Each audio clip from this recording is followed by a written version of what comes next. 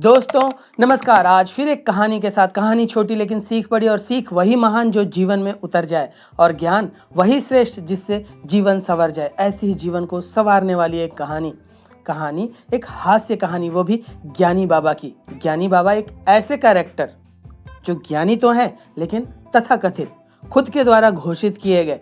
हर विषय पर उन्हें नॉलेज है।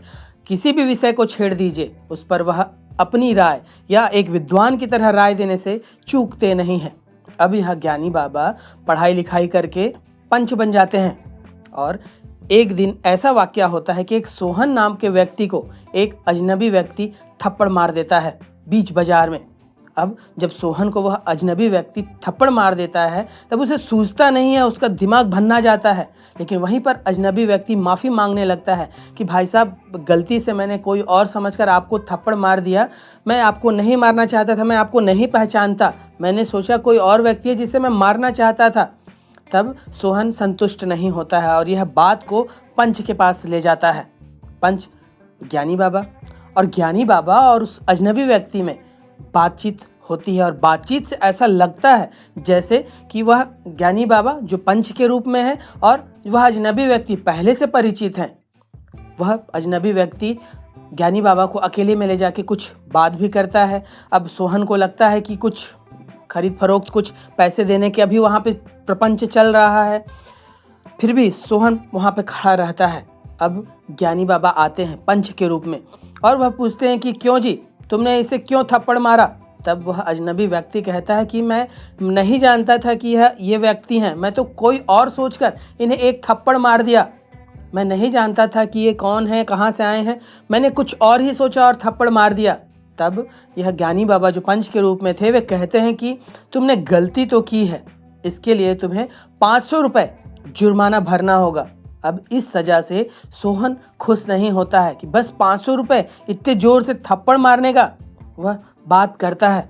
लेकिन ज्ञानी बाबा तो पैसे खा चुके रहते हैं। अब वे नहीं सुनते और कहते हैं उस अजनबी व्यक्ति को कि अगर तुम्हारे पास पैसे नहीं हैं तो कोई बात नहीं, कल तुम सुबह तड़के इस व्यक्ति को इसका पता ले लो और इसके पास वह पैसे पहुंचाओगे। सांठगांठ तो हो ही गई रहती है, और यह सज़ा सुनाकर ज्ञानी बाबा अपने घर लौट आते हैं।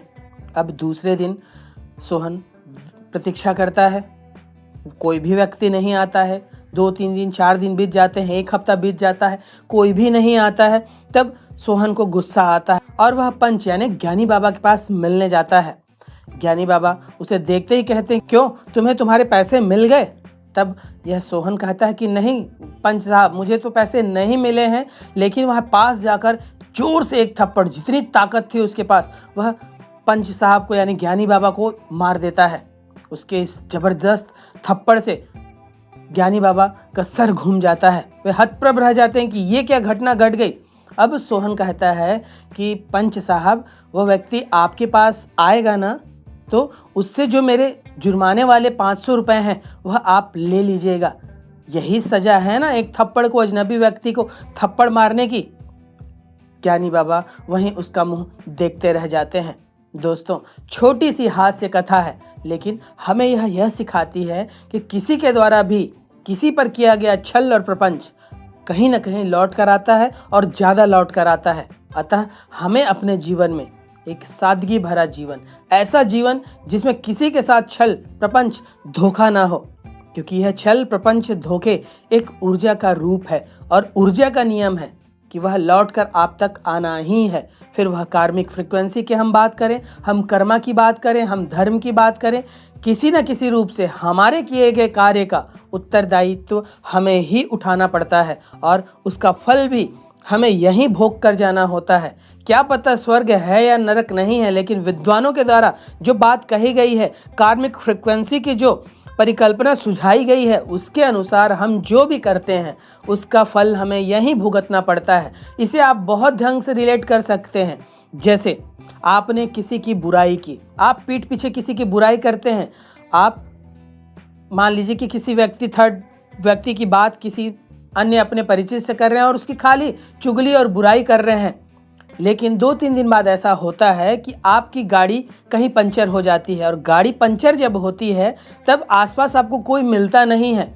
आपको उस गाड़ी को सरका कर ढकेल कर जहाँ पंचर बनता है वहाँ तक ले जाना होता है। कोई भी मदद के लिए आपके पास नहीं आता और आप 1-2 घंटे उसमें अपने लगा देते हैं, थक भी जाते हैं, आपको परेशानी होती है। अब उस चुगली करने की घटना से, किसी की निंदा करने की घटना से इसका कोई संबंध नहीं लगता है, लेकिन कार्मिक फ्रीक्वेंसी की दुनिया में हमारे किए गए कर्मों के दंड के परिणाम स्वरूप इसे रिलेट किया जा सकता है। और गरुड़ पुराण सनातन धर्म का ऐसा ग्रंथ है जहां पर हमारे किए गए हर एक कृत्य का, बुरे कृत्य का, अच्छे कृत्य का क्या प्रतिफल मिलता है उसे दर्शाया गया है। अब एक दूसरी घटना भी हम देख लेते हैं। आप लोगों की मदद करते हैं, दूसरों की मदद करते हैं, जब जिसको जरूरत पड़े अपनी शक्ति के अनुसार बिना अपने आप को डिस्टर्ब किए आप लोगों की मदद कर देते हैं। और आपकी भी गाड़ी पंचर होती है, ऐसा नहीं है कि आपकी गाड़ी पंचर नहीं होगी, लेकिन अब आपको जैसे गाड़ी पंचर हुई कुछ न कुछ मदद मिल जाती है और आपका वह काम बहुत आसानी से हो जाता है। अब आपके किए गए अच्छे कर्म और यह मदद का कहीं से कोई संबंध नहीं बनता है, लेकिन अगर शास्त्रों का अध्ययन करें, विश्व के, यूनान के, भारत के, मिस्र के कई देशों के अब ग्रंथों का अध्ययन करें तो वहाँ पता चलता है कि इन सब कर्मों का संबंध हमारे अन्य कर्मों पर पड़ता ही पड़ता है।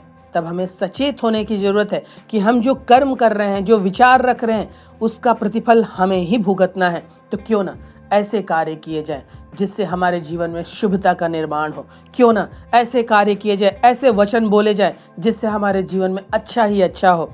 हम किसी की बात भी करें तो उसकी अच्छाई की बात करें, हम किसी घटना का भी उल्लेख करें तो अच्छी घटनाओं का उल्लेख करें। और जब जीवन ऐसा हो जाता है जहाँ पर बात, विचार, संवाद, तर्क वितर्क अच्छी ही अच्छी चीज़ों की होती है, तब ऐसे जीवन में नकारात्मकता का बीज कहाँ से उत्पन्न हो सकता है। और नकारात्मकता इतनी प्रभावी होती है। अभी मैं आपको कहूँ कि आप अगले 5 साल में, अगले 10 साल में भारत के प्रधानमंत्री बनने वाले हैं, तब आप विश्वास नहीं करेंगे।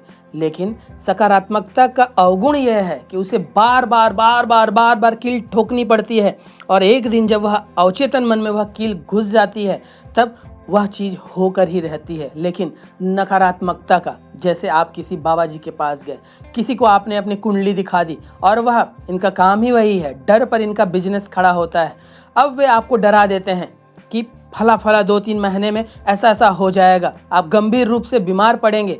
और नकारात्मकता की खूबी यह होती है कि यह आपके अवचेतन मन में तुरंत प्रविष्ट होता है और आप मान लेते हैं और वह घटना फिर घट ही जाती है। तब हमें ज़रूरत है कि हमें अपने विचारों के प्रति, अपने कर्मों के प्रति सचेत होने की ज़रूरत है।